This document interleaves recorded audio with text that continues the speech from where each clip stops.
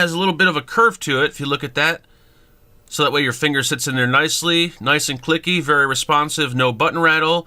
When you press the button, you can see that real bright LED ring. We have a little door that covers the port.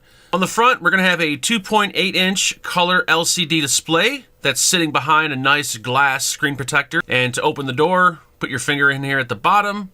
Pop open the door. We got 3 large magnets holding it in place. As you can see here, I could change the color.